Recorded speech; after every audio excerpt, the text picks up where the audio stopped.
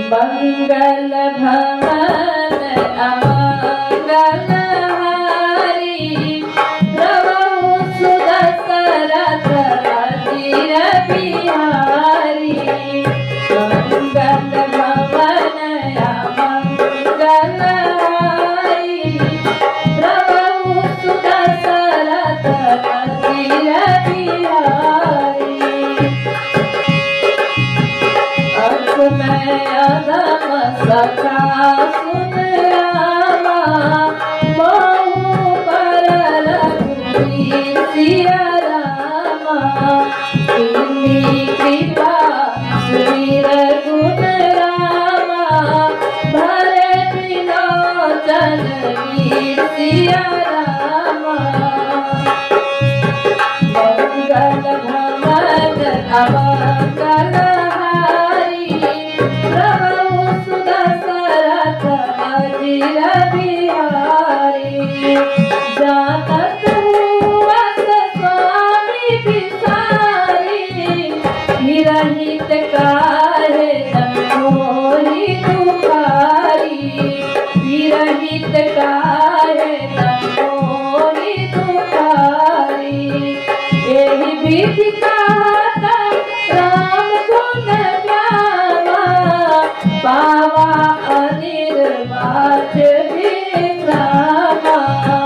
पावा अनिर्वाच विश्रामा।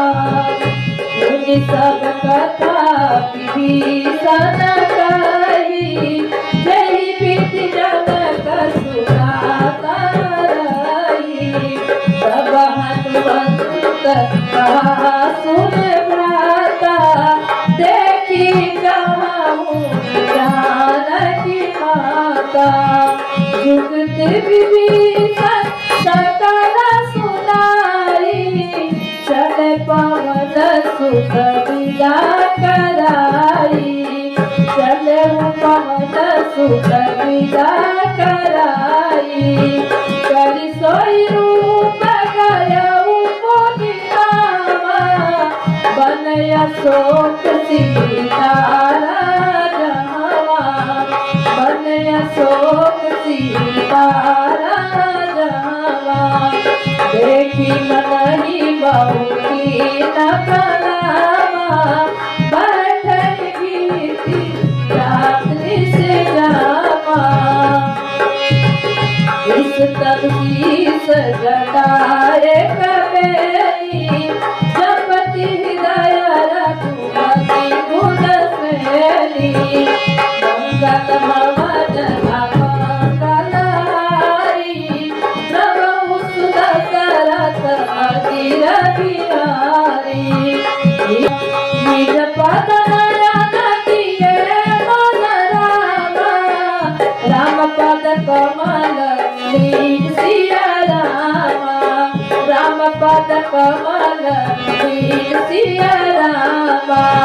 परम दुखी पवन सुत रामा देखी जानकी सिया रामा। देखी जानकी सिया रामा।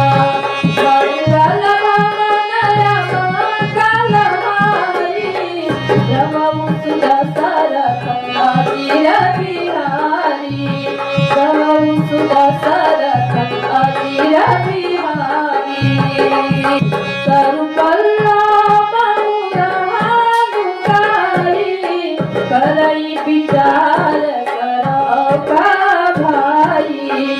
करई विचार करो का भाई। एहि अवसर राम दूत आवा संग नारी बहु किए बनावा। संग नारी बहु किए बनावा। बहु विखन सीतहि समझावा। सावधान भय भेद देखावा। कह रावण सुमुखी सयानी मंदोदरी आदि सब रानी। मंदोदरी आदि सब रानी। सब अनुचरी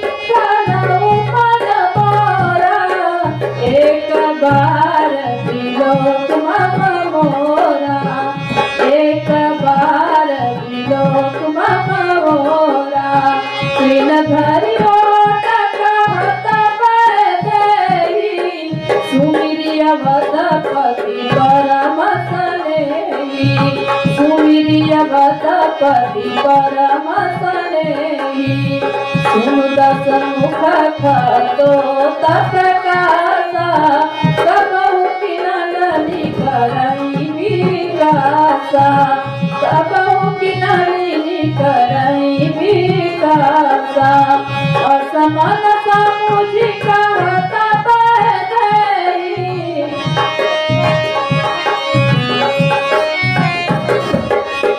असमान समुझि कहता जानकी फल सुध नहीं रघुवीर बान की फल सुध नहीं रघुवीर बान की सत सुन हरियाण मोही अधम लाज लाज नहीं तोही अधम लाज लाज नहीं तोही मंगल भवन मंगलहारी प्रभु सुत सरथ अजिर बिहारी प्रभु सुत सरथ अजिर बिहारी आपहु सुनि ख्यात सम रामा राम ही भानु समा सिया रामा राम ही भानु समा